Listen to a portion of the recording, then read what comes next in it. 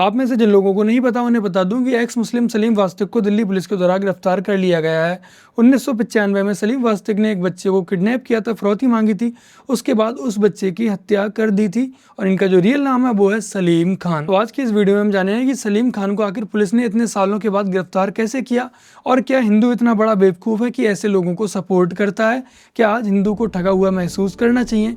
इसके अलावा भी बहुत कुछ। तो आप लोगों से यही आग्रह है कि कृपया वीडियो को अंत तक अवश्य देखिएगा। तो चलिए वीडियो को स्टार्ट करते हैं। तो हमें सलीम वास्तिक पर आने से पहले सलीम खान की कहानी को पूरा जानना पड़ेगा। 20 जनवरी 1995 को दिल्ली के गोकुलपुरी में सीमेंट के एक व्यापारी का 13 साल का बच्चा घर से स्कूल जाने के लिए निकलता है, लेकिन फिर वो कभी भी वापस नहीं आता है और अगले दिन परिवार वालों के पास अपहरणकर्ताओं का फोन आता है जिसमें वो फिरौती की 30,000 रुपए की रकम मांगते हैं और साफ साफ धमकी देते हैं कि पुलिस को इसके बारे में मत बताना। लेकिन इसके बावजूद भी परिवार ने दिल्ली के गोकुलपुरी पुलिस स्टेशन में शिकायत दर्ज करवा दी और जिसके बाद पुलिस खोजबीन कर दी, जिसमें पुलिस को पता लगता है कि एक पड़ोसी ने बच्चे को ऑटो में एक लंबे कद के आदमी के साथ जाते हुए देखा जो कि मास्टर जी थे और ये व्यक्ति कोई और नहीं सलीम खान था, जो कि दरियागंज के राम जैसे स्कूल में मार्शल आर्ट सिखाता था। जिसके बाद पुलिस सलीम खान को गिरफ्तार कर लेती है और सलीम खान के द्वारा अपना जुर्म कबूल कर लिया जाता है और बच्चे के सब तक सलीम खान के द्वारा ही पुलिस को ले जाया जाता है। और यहाँ पर सबसे इंपॉर्टेंट पॉइंट ये है कि सलीम खान ने जिस बच्चे की हत्या की थी उसकी हत्या को स्वीकार किया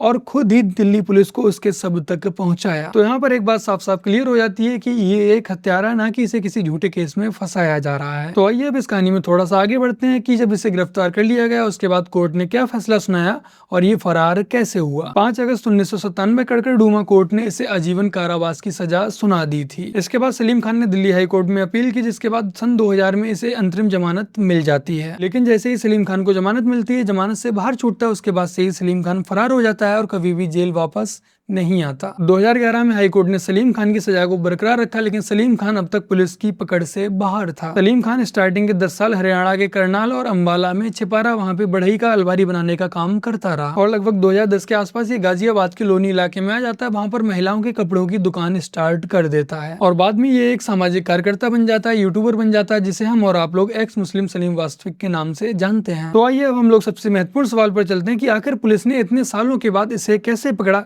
इतने सालों तक पुलिस क्या घास चरती रही। तो मेरे प्यारे भाई बहनों, ये घटना आज से 30-31 साल पहले की है और उस समय पर इतना सोशल मीडिया नहीं होता था, हर किसी के पास फोन नहीं होते थे, उनकी लोकेशन को आसानी से ट्रैक किया जा सके, ना ही इतना ज्यादा इंटरनेट होता था और ना ही हर जगह सीसीटीवी कैमरे आज की तरह लगे हुए होते थे कि आसानी से कहीं भी किसी भी जगह से आराम से ट्रैक किया जा सकता होता। और पुलिस आखिर इससे इतने समय तक क्यों नहीं ढूंढ पाई, या फिर आप कह सकते हैं कि पुलिस का जो रवैया था वो काफी ठंडा रहा।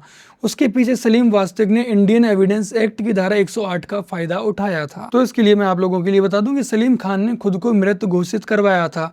अगर कोई व्यक्ति 7 साल तक किसी के संपर्क में नहीं आता है, किसी को दिखाई नहीं पड़ता, किसी से बातचीत नहीं होती है, तब उसके परिवार वाले या कोई रिश्तेदार कोर्ट में ये अर्जी दे सकते हैं कि वो 7 साल से लापता है, तब उसे कानूनी रूप से मृत घोषित मान लिया जाएगा। और इसी के चलते पुलिस ने इसे मृत घोषित मान लिया था, जिस वजह से जो इसका सर्च अभियान था वो काफी ज्यादा स्लो या आप कह सकते हैं बंद हो गया था। तो सलीम खान और सलीम वास्तिक ने ठीक यही किया था, खुद को मृत घोषित करवा लिया था। जिसके बाद से ये केस आधिकारिक रूप से तो खुला था, लेकिन व्यवहारिक रूप से ठंडे बस्ते में जा चुका था। लेकिन मार्च 2026 से कहानी पलट जाती है। यहाँ से ये पुलिस के शिकंजे में फंसना स्टार्ट हो जाता है जब गाजियाबाद में सलीम वास्तिक के घर पर, जिस घर में ही इसका ऑफिस बना हुआ है, वहां पर 2 भाई जीसान और गुलफाम आते हैं, चाकुओं से इस पर हमला करते हैं और इसकी हत्या करके वो इसे मरा हुआ समझकर छोड़कर चले जाते हैं। जीसान व गुलफाम सलीम वास्तिक पर हमला इसलिए करते हैं क्योंकि सलीम वास्तिक ने पैगंबर मोहम्मद के बारे में सच बोला था और जो पैगंबर मोहम्मद का सच था वो अपने यूट्यूब चैनल के माध्यम से जन जन तक पहुंचाया था। तो इसी बात से जो दोनों भाई थे वो आहत थे। तो ये जो हमला सलीम पर होता है, सलीम इस हमले में बहुत ही ज्यादा बुरी तरह से घायल होता है, लेकिन बच जाता है, जिसके बाद से वो मीडिया में, टीवी चैनल्स पर हर जगह फेमस हो गया, हर जगह उसकी चर्चा होने लगी, हर जगह उसका फोटो वायरल होने लगा। वह हम और आप जैसे लोग उसे और सपोर्ट करने लगे, उसे योद्धा कहने लगे। तो अब पुलिस को कैसे पता लगता है कि ये सलीम वास्तिक ही सलीम खान है? सोशल मीडिया पर कई क्रिएटर्स के द्वारा ये दावा किया जा रहा है कि सलीम वास्तिक का जब ये अटैक होता है उसके बाद वो कुछ ज्यादा ही फेमस हो जाता है। हर न्यूज चैनल पर हर क्रिएटर उसकी बात करने लगता है, टीवी चैनल्स पर भी उसकी न्यूज़ दिखाई जाने लगती है, जिसके बाद से जो पीड़ित होता है उसके परिवार वाले इसकी शक्ल टीवी पर देखते हैं और वो इसे पहचान लेते हैं। जिसके बाद वो पुलिस स्टेशन में जाते हैं और पुलिस स्टेशन में जाकर बताते हैं कि ये सलीम वास्तिक ही सलीम खान है। तो आप लोगों को बता दूं कि ये जो जानकारी है पूरी तरह से गलत है। पुलिस को इस तरह से इसके बारे में जानकारी नहीं मिली। संदीप बंसल यानी कि पीड़ित के जो परिवार वाले थे, उन बेचारों को तो ये भी नहीं पता था कि ये जमानत पर बाहर घूम रहा है, जमानत पर फरार हो गया था। उसके बाद से पुलिस इसे नहीं ढूंढ पाई है। परिवार वाले तो बेचारे यही सोच कर बैठे थे कि इसे सजा हो चुकी है उम्र कैद की और ये जेल में अपने कर्मों की सजा भुगत रहा है। तो अब सवाल यही है कि आखिर पुलिस को पहली सूचना कहां से मिली। हेड कांस्टेबल मिंटू यादव जो कि क्राइम ब्रांच में कार्यरत है, उनके पास एक सीक्रेट इन्फॉर्मेशन आती है कि ये जो एक्स मुस्लिम सलीम वास्तिक यूट्यूबर है, यही सलीम खान है जिसने 1995 में एक बच्चे की किडनैपिंग करके हत्या की थी। और ये टिप पीड़ित के परिवार यानी कि संदीप बंसल के परिवार की तरफ से नहीं दी गई थी। असल में पुलिस की अपनी intelligence head constable Mintu Yadav ने ये कनेक्शन बनाया था। और जैसे ही मिंटू यादव को ये सीक्रेट इन्फॉर्मेशन मिलती है, उसके बाद से ही सलीम वास्तिक यानी कि सलीम खान के जो कोर्ट में पुराने रिकॉर्ड होते हैं उन्हें खंगाला जाता है, उन्हें ढूंढा जाता है। 1995-1997 के समय पर जब सलीम खान को गिरफ्तार किया गया था, उस समय इसकी फोटो को क्लिक किया गया था, इसके फिंगरप्रिंट्स उस समय पर लिए गए थे। और जब पुलिस ने उन फिंगरप्रिंट्स को मैच किया तो वो 100% मैच हुए। और पुलिस के बाद जो पुरानी इसकी फोटो थी, जब उससे मैच किया गया तो दोनों ही चीजें 100% मैच हो गईं। जिसके बाद 25 अप्रैल 2026 को पुलिस की टीम के द्वारा गाजियाबाद के लोनी से इसे गिरफ्तार करके तिहाड़ भेज दिया जाता है और ये अब अपनी पूरी उम्र तिहाड़ जेल में ही बिताने वाला है। बाकी का आप सलीम वास्तविक कैसे पकड़ा गया ये तो हेड कांस्टेबल मिंटू यादव ही बता सकते हैं, या जिस व्यक्ति ने मिंटू यादव के लिए सीक्रेट इन्फॉर्मेशन दी वही बता सकते हैं।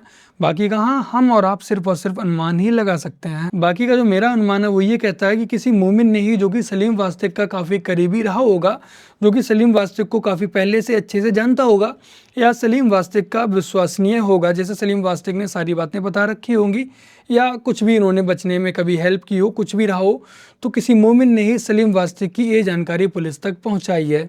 अब हो सकता है कि आप लोग कहें कि भाई इससे पहले ये जानकारी क्यों नहीं पहुंचाई, तो हो सकता है कि उस समय सलीम वास्तविक इतना फेमस ना हुआ हो, हमले के बाद सलीम वास्तविक जितना फेमस हो गया और इतनी प्रसिद्धि उससे ना झेली गई हो, जिस वजह से उसने मिंटू यादव को ये इन्फॉर्मेशन पास कर दी। बाकी का ये सिर्फ और सिर्फ अनुमान ही है, गलत हो सकते हैं, सही हो सकते हैं। जो सही जानकारी है वो मिंटू यादव ही बता सकते हैं। तो ये तो रही सलीम खान से सलीम वास्तविक, फिर सलीम वास्तविक से फिर से सलीम खान बनने की पूरी कहानी।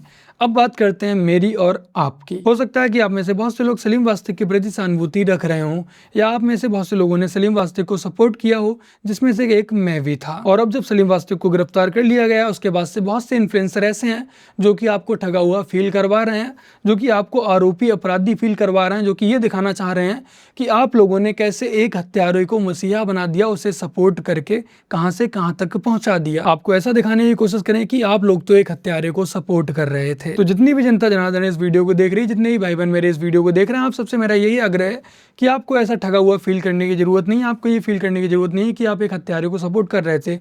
हम सलीम वास्तविक को सपोर्ट कर रहे थे, ना कि हम सलीम खान को सपोर्ट कर रहे थे।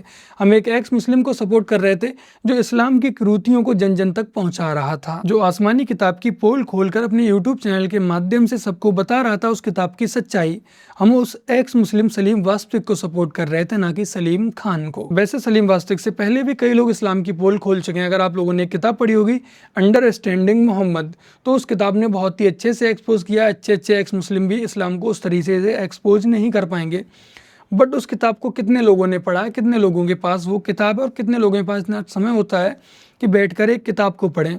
हाँ, हम और आप एक शॉर्ट वीडियोस को देख सकते हैं, एक लॉन्ग वीडियोस को भी देख सकते हैं, बट किताब को 100 में से कोई एक बंदा ही पढ़ता है। ऐसे ही या सोशल मीडिया पर, यूट्यूब पर ना जाने ऐसे ही कितने राष्ट्रवादी चैनल हैं, तो उन सभी राष्ट्रवादी चैनलों का अपना अपना योगदान है। तो ऐसे ही सोशल मीडिया पर कई एक्स मुस्लिम भी थे, तो जिसमें से एक सलीम वास्तविक थी। तो सलीम वास्तविक का भी अपना एक अलग योगदान था इस्लाम को एक्सपोज करने के लिए। और रही बात की क्या आपको पता था कि इसने एक बच्चे की किडनैपिंग की, उसके बाद इसने उस बच्चे की हत्या कर दी? नहीं ना, आप तो सलीम वास्तविक को सपोर्ट कर रहे थे, ना कि सलीम खान हत्यारे को सपोर्ट कर रहे थे।